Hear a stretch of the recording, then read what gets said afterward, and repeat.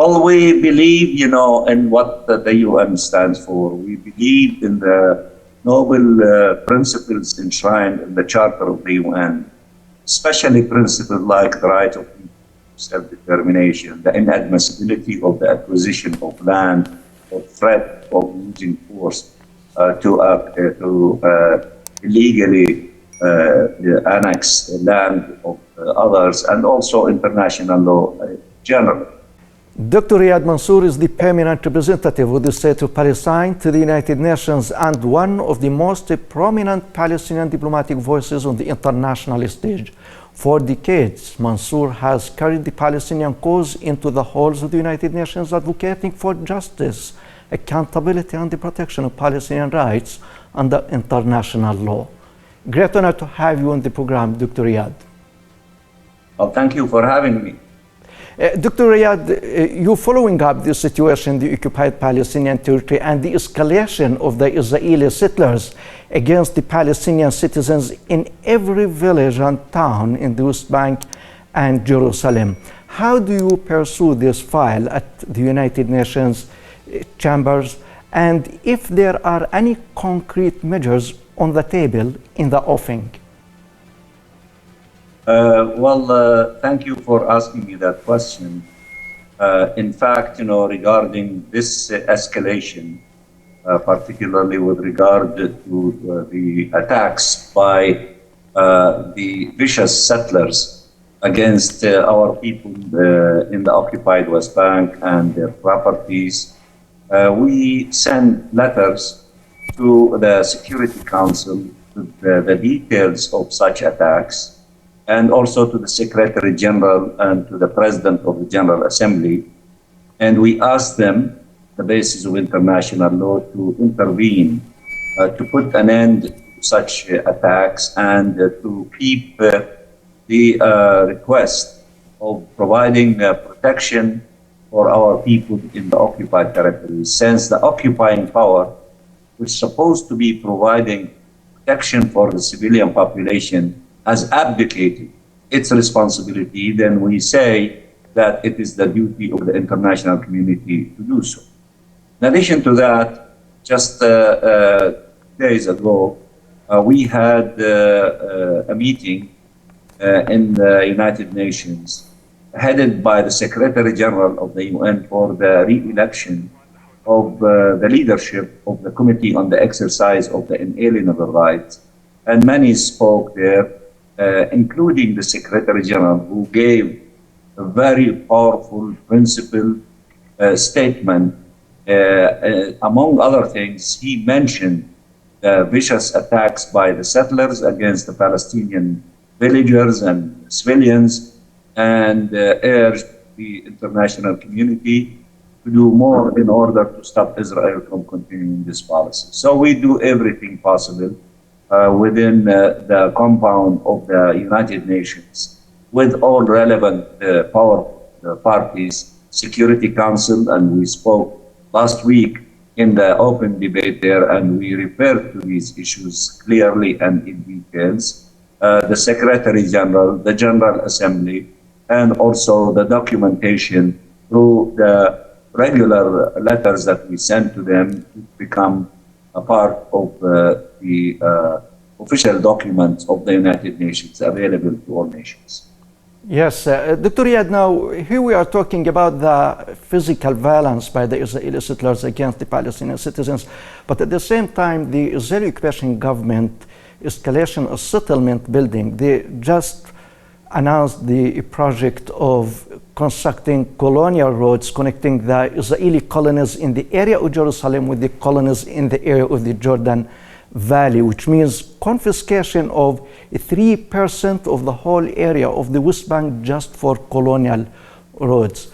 So have you raised this issue with the different UN entities, and what steps can be taken with regard to that to stop such colonial projects? Yeah, we cover those subjects based also on the historic opinion of the International Court of Justice, in which it refers to the illegality of settlements and the legislations of the Israeli government in this regard.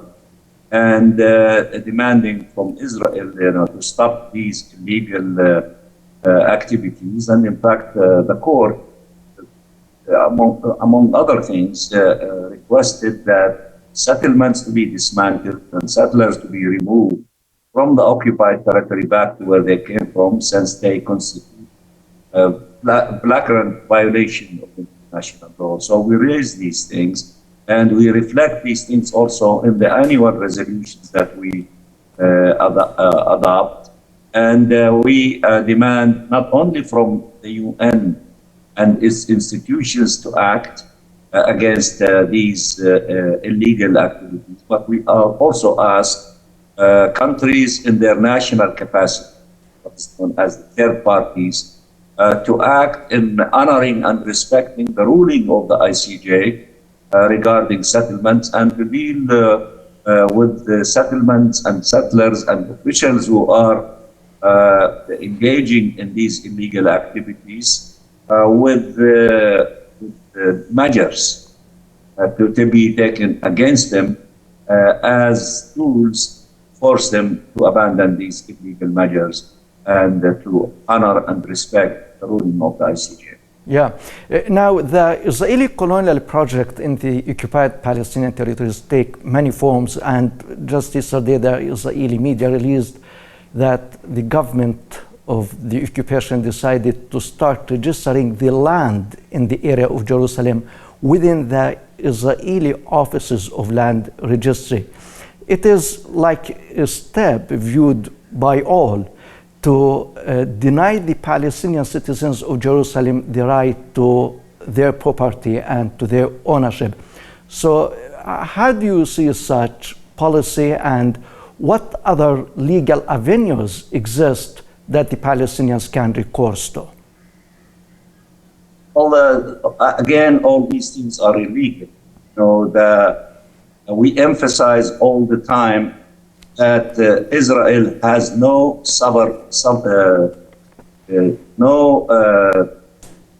control over the occupied territories in terms of legal sovereignty. Yeah. The sovereign of the occupied Palestinian territory is the Palestinian people. So therefore, it has, when it embarks on such policies, these things are illegal. And, we ask all the concerned parties in the international arena that, not to recognize, not to acknowledge, to oppose such illegal measures. In this connection also, we invoke the statement of President Trump, in which when he initiated his 20-point plan, which became part of the Security Council Resolution 2803, he stated three principles: no annexation, no occupation, and no displacement of the Palestinian. So what you're referring to in terms of the annexation of East Jerusalem is illegal, and the Security Council is known for adopting a number of resolutions in this connection, and then these steps by Israel are null and void and have no legal authority.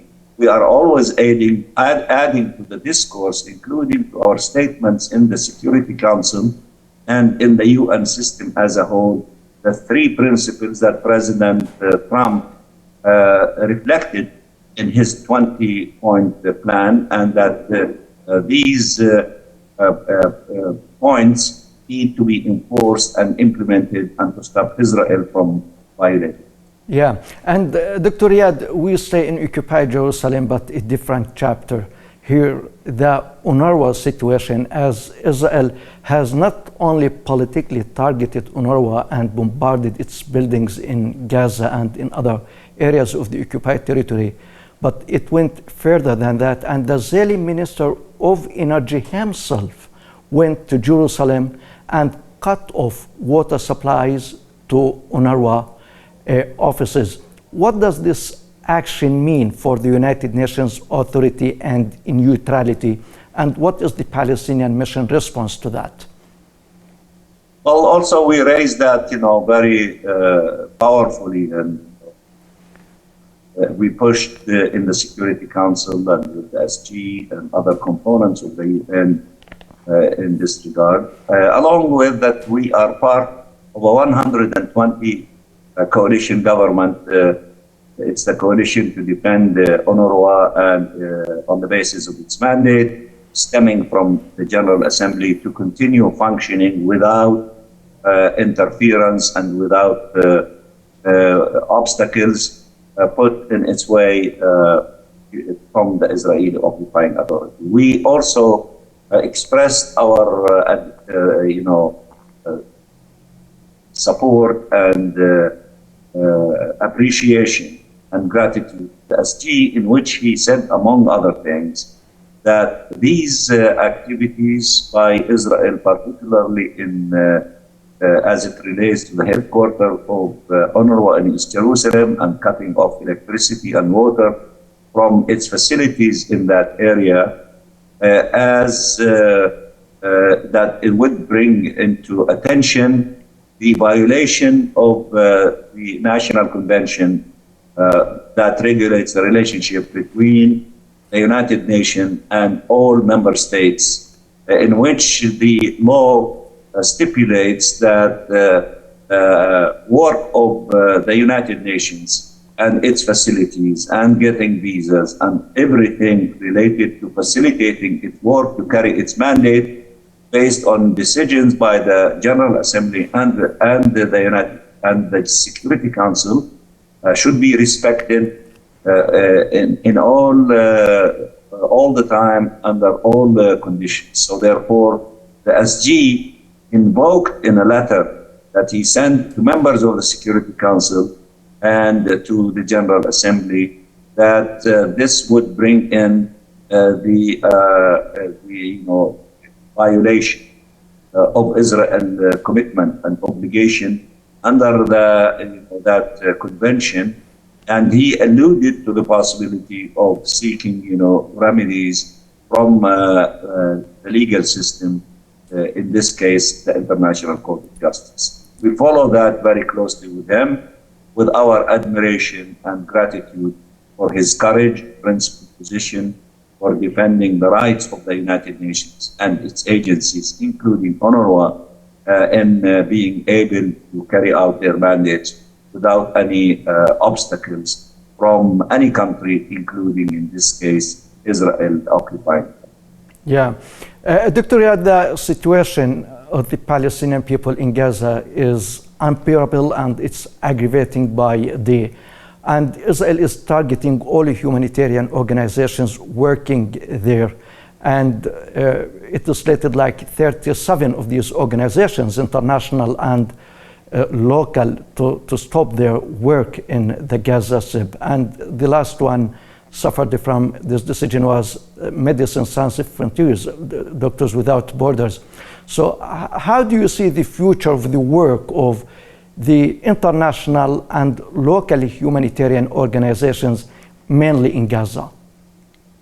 Well, there is, a global defense of the right of the humanitarian organizations, whether they are agencies of the United Nations, international organizations, civil society organizations, who have been authorized and protected under international law, carry their noble mission of helping civilians in very difficult situations, such as the tragic situation in the Gaza Strip.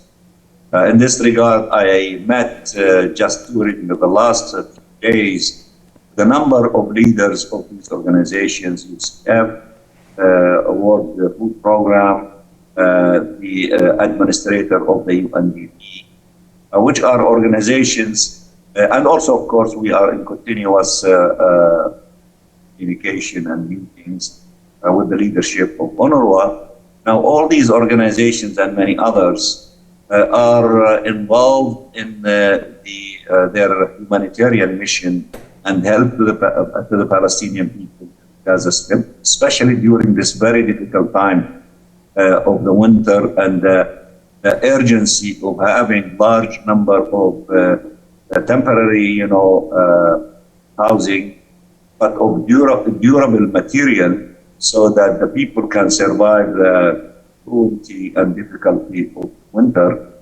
In addition, to providing temporary facilities for our kids, hundreds of thousands of them, to receive education and to increase the number from somewhere between 250 and 100,000 who are attending our public schools in Gaza and schools of UNRWA to reach the maximum level beginning of the next academic year in better facilities for education. Now, all these things, are under thorough discussions, detailed discussion between us, meaning, that the Palestinian leadership, government, and all these agencies, and we appreciate their work and we support them, we coordinate with them, and we are intending also to intensify these relationships as we move forward, because these agencies are doing a remarkable job, and we are in continuous contact with them to collaborate, to help, because they are there to provide assistance and help to our people, and we need to continue defending them.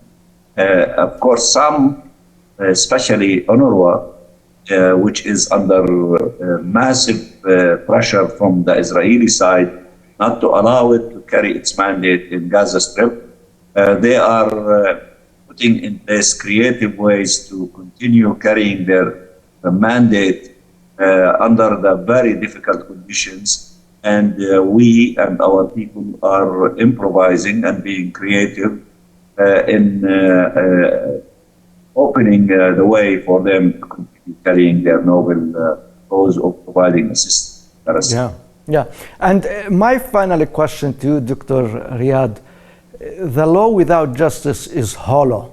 So what gives you hope that the international law still can be reclaimed for the sake of liberation and justice, rather than as a shield for impunity?